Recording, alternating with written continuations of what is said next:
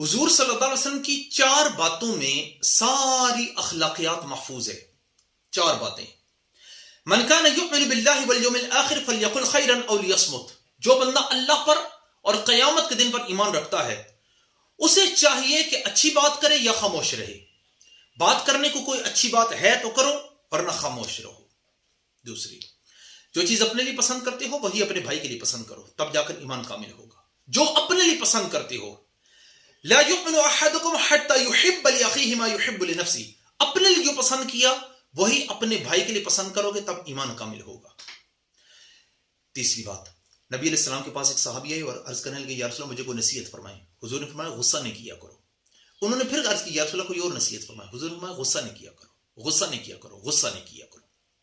चौथी और आखिरी बात, हुजूर ने फरमाया लाजानी बातों को छोड़ दो, जिन बातों से गर्ज नहीं, सरोकार नहीं, उनको छोड़ दो।